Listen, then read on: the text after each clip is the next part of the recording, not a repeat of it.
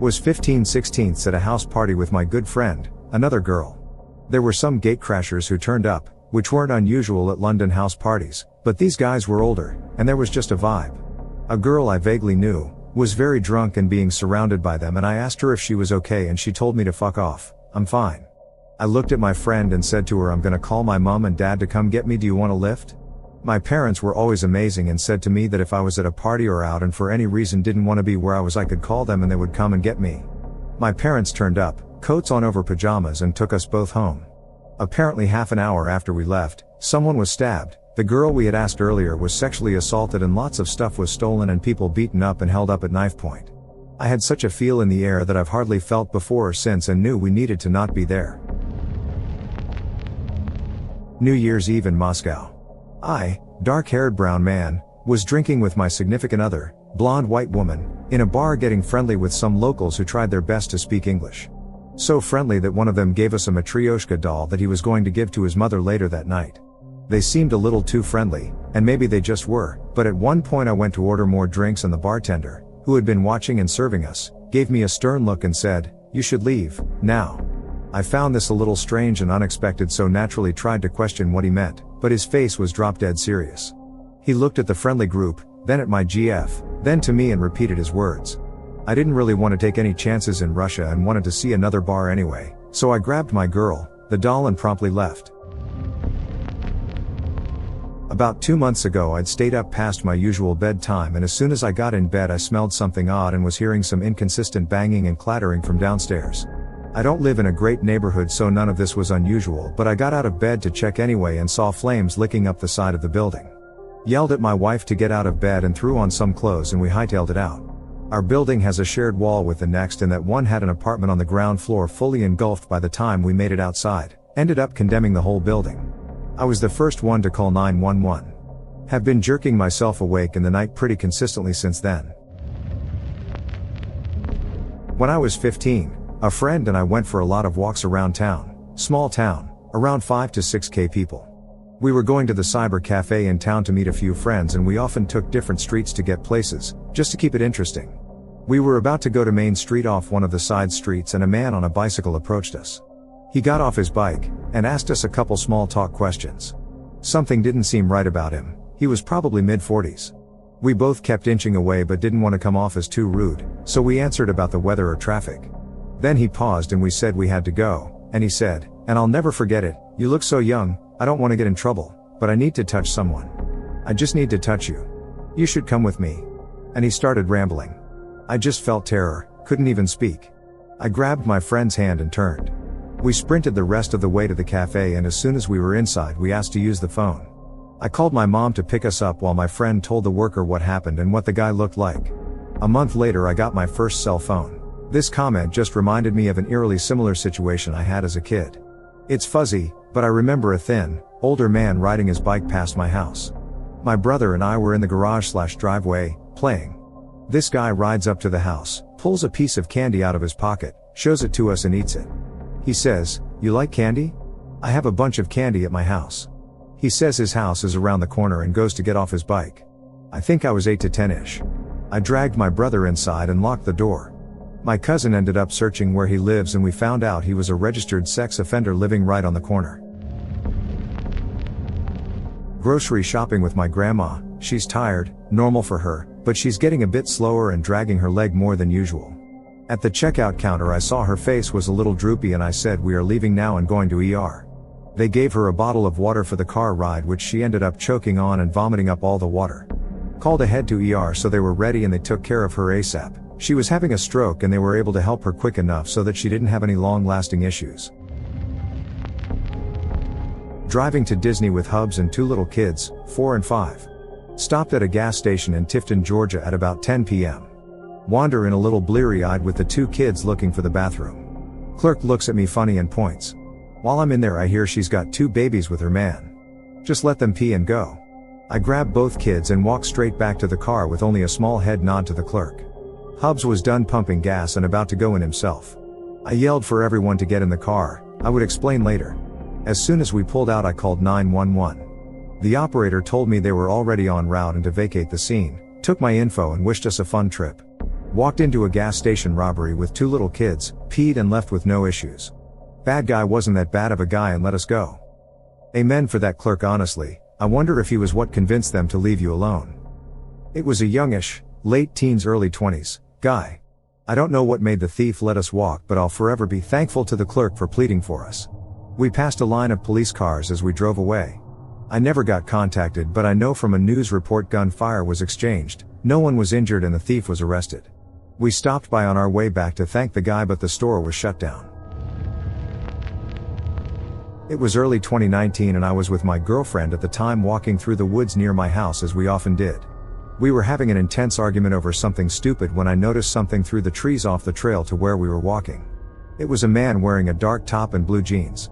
People came in this woods all the time, but what was weird is this man wasn't on any trails, he was in the middle of the overgrowth. I told her to shut up, I know bad idea especially in an argument, and she just got madder at me. I told her again and told her to look in the direction I was looking. At first she didn't see what I was talking about, so I told her to look for blue since the man's jeans stood out the most. Then she saw him. A man walking through the overgrowth following us. I didn't know who this guy was, but he looked older. Still, I wasn't taking any chances, especially with my girlfriend there, so I told her let's go, we have to leave, and we walked faster. The trouble was we were in the middle of nowhere and far from any exits, and to be honest, my girlfriend at the time wasn't exactly physically fit, so walking fast was hard for her. We walked as fast as she could and I kept looking behind us, and that old man was still following us in the overgrowth, obviously trying to remain hidden. We ended up leaving the woods and never going back there together. I've been back there many times since alone and have had a few strange encounters with another person that looks kinda like the old man, but I can't say for sure it's the same guy as he is always watching from afar. He never does anything besides follow from a distance, but I've seen him a total of 3 times. Spooky. So I was waiting at the train station to pick up a friend of mine. I was early, so I decided to stand in the sun right outside of the station. A guy with a bicycle walked up to me asking in broken English if I knew how late the train would arrive. After I answered the question, he stayed around and started talking to me. Now I know that's not weird at all, but the things he asked and the way he acted and looked just gave me a creepy vibe. Eventually he asked if I would walk with him while he dropped his bicycle off. I didn't want to, because the place to store bicycles at this station is very secluded, and to be honest, I didn't want to be alone with this guy. So I noped out and walked into the station. He started yelling at me, calling me names, but at that moment the train came in and it got very busy. So he left. A few months later I read this article in the local paper about a girl being raped at the station. They had put a drawing of a guy next to the article as he was not yet caught. It was the same guy. To this day I'm very happy I didn't go with him. I was a teenager and my male neighbor hired my preteen sister and I to clean his apartment. I was in the middle of doing the dishes when the guy started rambling about how he didn't want to hurt us but said he had a good 12 inches. I told my sister we had to go now and she argued that we were not done and wouldn't get paid. I convinced her to leave and we ran home, where I told my dad what happened. Dad went and talked to the guy. I don't know what transpired between them, but later neighbor guy comes over with a black eye, apologized and paid us. At a party when I was about 19. I was on the top floor with my friend and he mentioned to me that he and the guy in the corner had been in a pretty nasty fight about a year ago. That guy is giving us some eyes and staring us down. My friend said not to worry, but I did not like the vibe this guy was giving. I saw the guy talk to his friend and send him out of the room. I told my buddy, nope, we are leaving now. Much to his protest, as there was a girl he liked at this party. I practically ran down the stairs, grabbed our other friend by the hood of his sweatshirt and ran to the car. As we are backing out of this long country driveway, I see the guy, his buddy and 4 or 5 more of them run out of the house with baseball bats and they chased us down the driveway. So damn glad we got out of there when we did. I was 15 at the time. I took about 10 of my little cousins with me to the park. 3 of my older cousins, but still younger than me or the same age, came with me to help. As I approached the park there was a man and 2 other kids there. He came up to me and started talking to me. I tried to give him the hint that I didn't want to talk, but he kept going. I asked him, "Oh, did you bring your kids with you?" He nodded and kept talking. Then asked me weird questions like, "Are you married? Are those your kids? How old are you?" I lied about my name and age and tried to walk away. Then he said, "I like you, want to sit with me and talk?" I said I had something important to tell my family first and I'd join him after. I smiled and went up to one of my older cousins and said, "Pretend everything is okay, but we need to leave now." She nodded and I watched as the 2 kids left without the man. So we started walking home again and I made sure he didn't follow or watch where we went. I later found out that he had picked up one of my little cousins and put him down again, and one of my cousins saw, but she froze and didn't say anything to me. Luckily one of us saw him walk into a house, and so we called the police. Holy crap, what happened after you called? They went to the house and found him. They couldn't charge him with anything but told us that they've received complaints about him before. Something I left out was that I've seen him at that park before. I would go there with my boyfriend to hang out, and one time he was there just staring at me. He didn't approach us or say anything to me. I'm assuming it's because I had my boyfriend with me. A couple of friends and I were outside a house party talking. I noticed out of the corner of my eye something dark behind some bushes towards the end of the block, maybe 4 houses down. It was dark out, so it was hard to tell. We stood there a bit long and I swore I saw something again move to a tree a little closer. This wasn't the best neighborhood, heck my whole hometown isn't the safest, and I knew a couple people at the party were involved in some stuff, so I don't know if that entered my mind or what, but I got immediate goosebumps. I said, let's go now. A couple of my friends looked at me weird, but later one told me they knew by the look on my face something was up. I apparently looked possessed. I had my keys, so we ran to my car and got in. I didn't even let anyone get their seatbelts on, I just hit the gas. Based on the news stories, less than probably 5 minutes later a group of people shot up the house we were at. The others standing outside were severely injured or killed. Turns out a couple guys at the party were thought to have killed someone's family member, and it was a revenge thing. This was over 20 years ago, and I still get nervous if I'm standing around outside, especially if it's dark. Was in Mexico City with family including 2 daughters. Grabbed a cab on the street around 10 p.m. to take us back to the hotel. I was somewhat familiar with the area since we had been there 4 or 5 days already. Cabby totally passes the hotel district and starts heading away from the part of town we were in. Streets were getting more and more residential. I demanded that he pull over and we GTFO and walked back to the hotel, probably 3 or 4 miles. He was probably just padding the fare, but I was not going to take a chance on being kidnapped, so we flew. Sknyliv airshow catastrophe. I was 5-ish at a time, so it's my dad's story more than mine. You can Google the details, but long story short, my dad saw the plane jolt in the air, and he realized that something went wrong and started running and yelling at everyone else to run. I was sitting on his shoulders, so he just took off with me. The plane crashed into the crowd, killing 77 people, 35 or so children among them. Not us. I've wrote about this before. I was in a mall in Indonesia and 2 tourists seemed to be having problems communicating with the cashier at a bookstore, so I helped translate. They wanted to buy me drinks to thank me. Told them it's not necessary and I have to get back to my mom soon. They told me to meet them for dinner. Told them I have to have dinner at home. They told me to sneak out and meet them after dinner. At this point, a bookstore staff noticed something was wrong and went up to question them. My sister and I dashed off while they were distracted. Continued wandering around the mall and realized they were following us. To see if we were just paranoid, we ducked into a lingerie store since we figured 2 men won't usually need to go lingerie shopping together. They followed us in. Ran so quickly back to the jewelry store our mom was at. The store had intimidating security guards and I guess that stopped those guys. I was 11, my sister was 10. I was waiting for an Uber on the outskirts of Atlanta with a couple friends around 10 p.m. We were just shooting the shit after leaving a nearby restaurant and talking about what bar to go to. A disheveled older man walked up a few feet behind one of my friends and struck a weird pose for 2 to 3 minutes while looking in our direction, and there was no one else around. Then he walked off without saying a word. He came back a few minutes later and sat down on the sidewalk about 5 feet away from us. At this point I'm just wondering if he wants something from us, because there was absolutely no other reason to plop down that close to us on an empty sidewalk. Then a small sedan pulls in a nearby parking lot, parking behind some bushes in the spot closest to us and consequently furthest from any of the shops in that lot. I only noticed because I happened to be facing that direction, but then saw 6 guys pile out of the sedan and immediately cross the street directly towards us. I realized there were not any shops or restaurants still open nearby.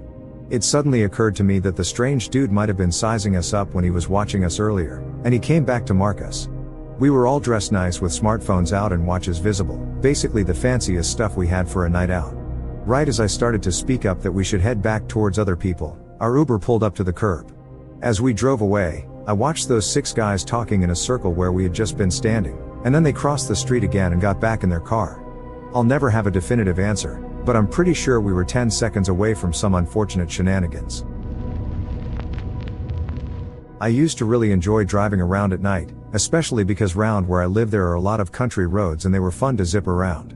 One evening, after I'd been at a friend's house, I decided to drive to my church, about half an hour away from home, and back just listening to music. The route is one I've done most Sundays for 17 years being driven, and driving it for about 4 years at that point, so even in the dark I felt fine to go 60 miles per hour, speed limit. I got maybe a quarter of the way there, and my stomach started really twisting. I knew that if I kept going I'd regret it. But I shook it off, it wasn't that late, and the weather was fine, I wasn't going to miss this driving opportunity. But as I got further the feeling in my stomach got so much worse and I realized I had to turn around. Just before I reached the hill pass that's about halfway to the church I pulled a U-turn and went home, and stopped feeling so anxious and forgot about it. Next day, woke up and got in my car to go to church, to find my usual route had been closed. Turned out that on the hill pass, the road had crumbled away leaving a sheer drop that would have been around a blind bend for me.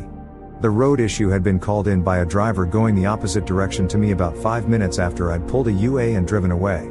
I'd definitely have been, at the very least, badly hurt had I kept going. TLDR, racing around country roads at night would have got me killed had my stomach not warned me. I was in college when I had my first solo apartment. This guy across the hall would come over, or invite me over, and we'd hang out a few times. However, I would not call him a friend. One night he asks me to loan him some money.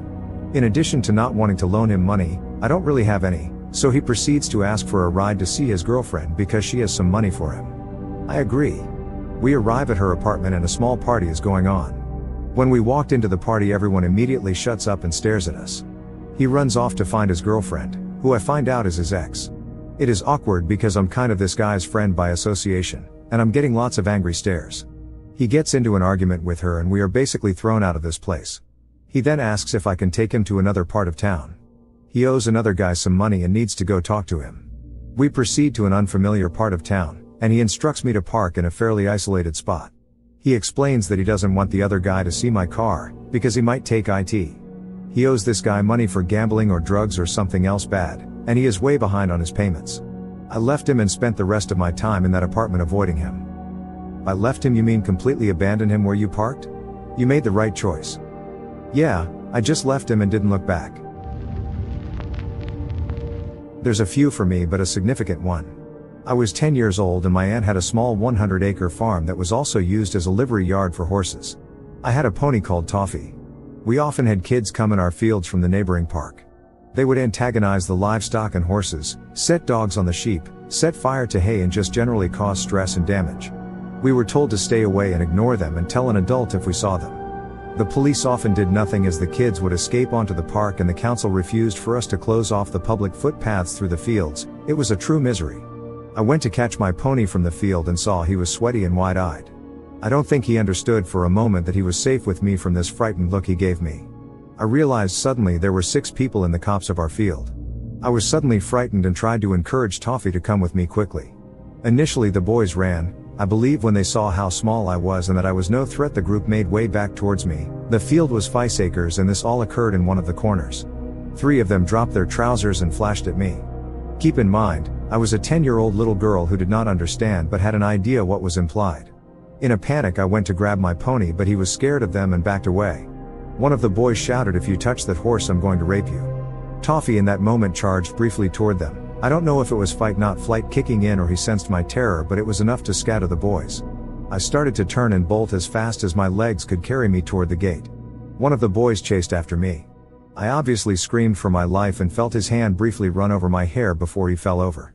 I sprang the gate and ran down the drive to the barn where my aunt and mom were. I always wonder about if I had not run in that moment or Toffee not charged at them if I'd be alive. The field was far away from safety. My parents would leave me for hours alone at the farm. There was a forest and stream as well so my small body could easily have been hidden. If any are curious, I still have Toffee about 13 years later. He's 27 and a very old grumpy pony.